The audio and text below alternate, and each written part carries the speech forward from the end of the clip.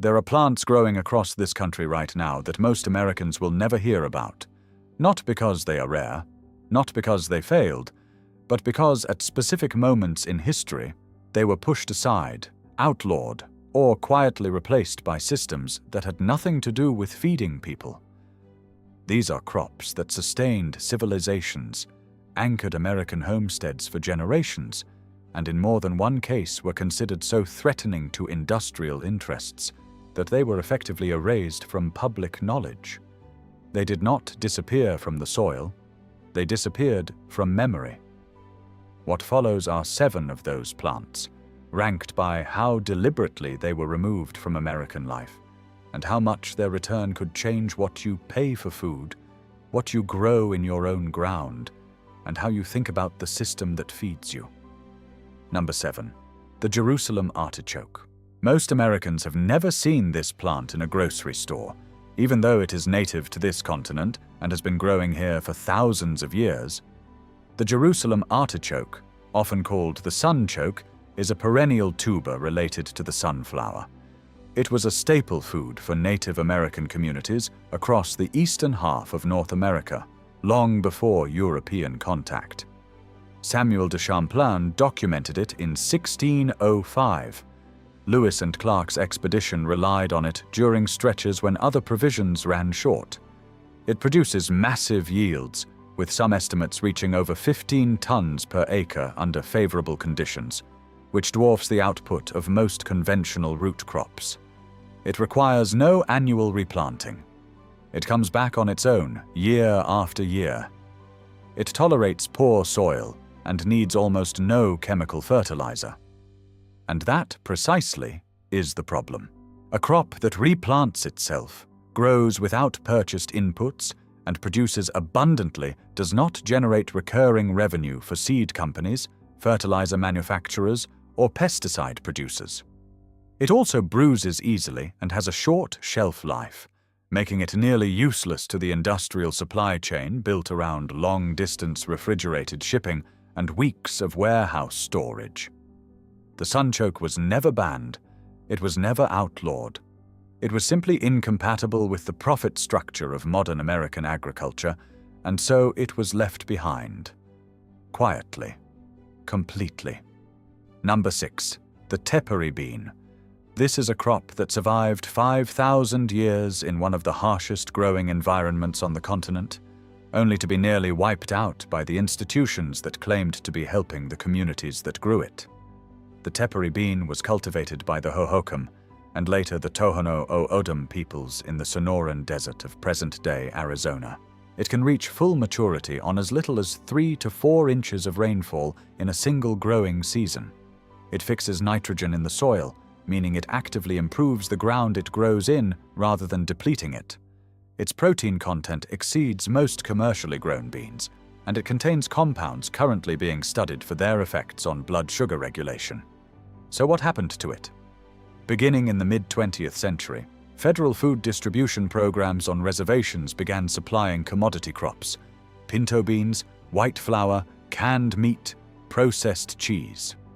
Traditional desert-adapted crops like the tepary bean were sidelined, not by law, but by policy. USDA extension programs promoted modern commercial varieties. Seed-saving traditions were disrupted. Within a single generation, many communities that had grown tepary beans for millennia simply stopped. The crop came within reach of extinction. It survives today largely through the efforts of indigenous seed banks and a small network of dedicated growers. A 5,000-year-old drought-proof food source nearly disappeared because it did not fit on a government commodity spreadsheet. Number 5. The pawpaw. This is the largest edible fruit native to North America, and there is a very good chance you have never once seen it for sale anywhere. The pawpaw was so well known in early America that George Washington reportedly favored it as a dessert. Thomas Jefferson cultivated pawpaw trees at Monticello. Members of the Lewis and Clark expedition survived on pawpaws during a difficult stretch in the fall of 1806 when other food had run out. The fruit has a creamy, custard-like texture with a flavor often compared to a cross between banana and mango. Nutritionally, it delivers more vitamin C than apples and more potassium than bananas. It grows wild in at least 26 states across the eastern half of the country. And yet it has almost zero commercial presence in American food markets. The reason has nothing to do with taste or nutrition. Pawpaws bruise at the slightest pressure.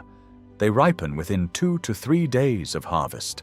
They cannot survive the refrigerated trucking, warehouse stacking, and multi-week shelf cycles that define how the modern grocery system operates. The infrastructure was not designed to specifically exclude the pawpaw, but it was built around crops that could endure industrial handling, and the result was identical. A fruit that nourished the founding generation of this country was locked out of the food economy because it was too delicate for a conveyor belt. That is not agriculture.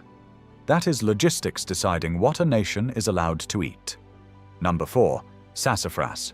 Before tobacco, before cotton, before timber, the most valuable export in North America was a tree most people today walk past without a second thought. In the late 1500s, European demand for sassafras root was so intense that it briefly rivaled the spice trade. The tree grows wild across the entire eastern United States, and its root bark had been used for centuries by indigenous peoples as a tonic and traditional remedy. Colonists shipped it to Europe by the ton.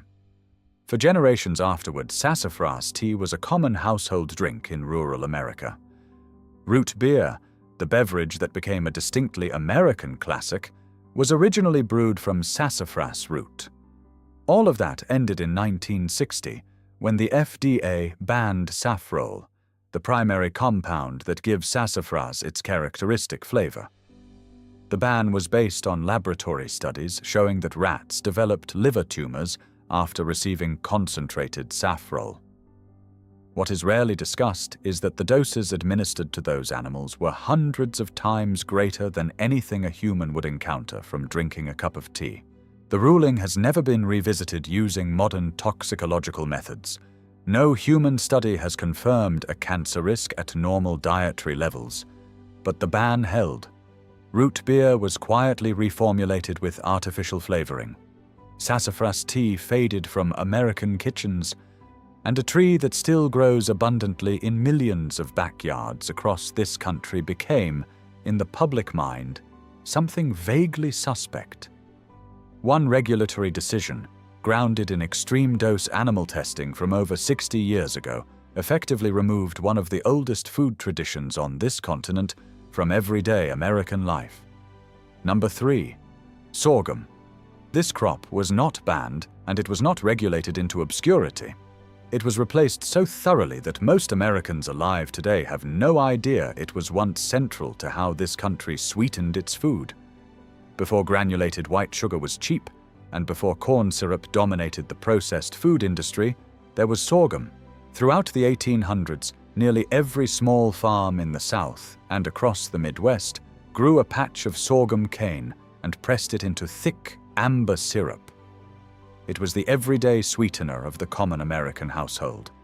It went on biscuits, into cornbread batter, over morning porridge. Production was local and small-scale, requiring no factories and no industrial refining. That self-sufficiency was both its greatest strength and eventually its undoing. When refined cane sugar became affordable in the early 20th century, and the corn syrup industry scaled up through the 1970s, sorghum could not compete on price or volume. Federal corn subsidies made high-fructose corn syrup artificially cheap. Sorghum received no comparable support and was steadily pushed to the margins, not by consumer rejection, by price manipulation built into federal agricultural policy. The irony cuts deep. Sorghum is one of the most drought-tolerant grain crops on Earth. It thrives in heat and marginal soil that would destroy a corn crop. It requires a fraction of the water. Across Africa and Asia, hundreds of millions of people still depend on it as a primary food grain. In the United States, it is now grown almost exclusively for livestock feed and ethanol. The plant did not fail.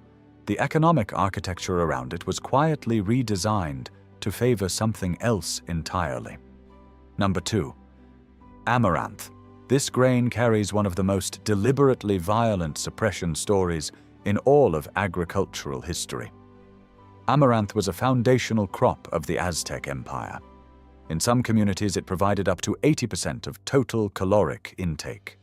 It was ground into flour, pressed into cakes mixed with honey, and woven into sacred ceremonies that structured the spiritual life of an entire civilization. When Hernán Cortés and the Spanish conquistadors arrived in the early 1500s, they did not simply conquer the Aztec people, they targeted the food supply itself. Cortés ordered amaranth fields burned across the empire. Spanish colonial authorities made the cultivation of amaranth a punishable offense, with penalties that reportedly included the severing of hands. The reasoning was strategic and deliberate. A civilization that cannot feed itself cannot organize resistance. Amaranth was not suppressed because it was nutritionally poor. It was suppressed because it was nutritionally extraordinary and culturally indispensable. The grain is a complete protein, one of the very few plant sources on Earth containing all essential amino acids. It is especially rich in lysine, an amino acid nearly absent from both wheat and corn. It is drought-resistant, matures quickly, and grows in poor soils that would not support most commercial crops. NASA has studied amaranth as a candidate for long-duration space missions because of how much nutrition it delivers relative to the resources it requires. And yet it remains virtually absent from mainstream American agriculture. You will not find it in standard crop rotations. You will not see it subsidized. You will not encounter it in your grocery store's grain aisle unless you already know to look for it. 500 years after an empire tried to burn it from the face of the earth, the erasure is still holding. Number 1. Hemp. The plant at the top of this list has a story so thoroughly entangled with corporate interests and political maneuvering that it reads less like agricultural history and more like a case study in deliberate economic suppression. Hemp was not just commonly grown in colonial America, it was legally required. Virginia passed laws in the 1600s compelling farmers to cultivate it. Connecticut and Massachusetts enacted similar mandates.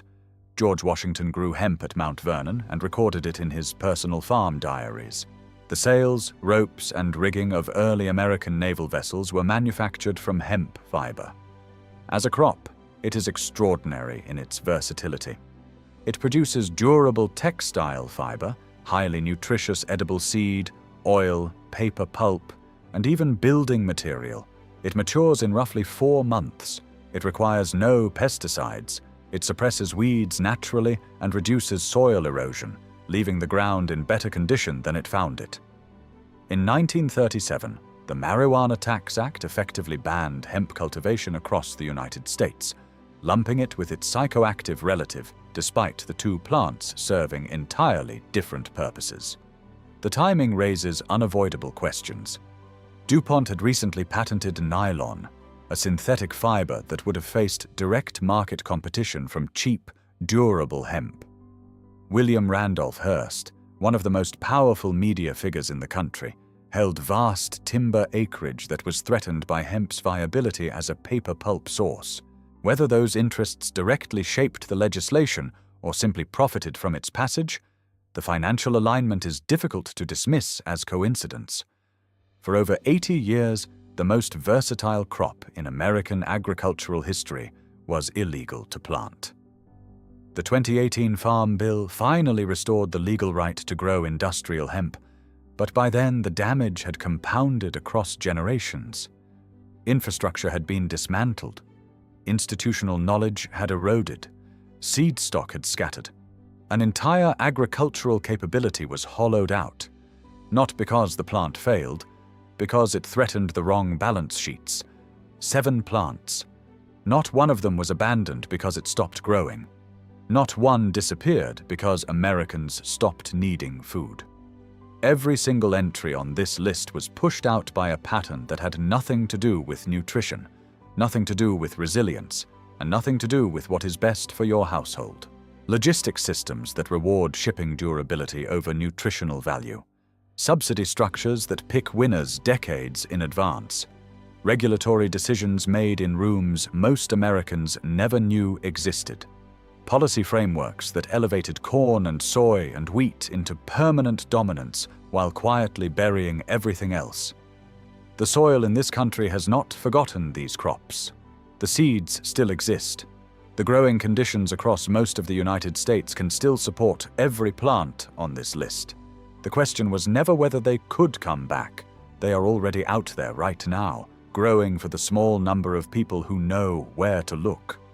The real question, the one worth sitting with long after this is over, is how so many of them were taken from us without anyone noticing they were gone.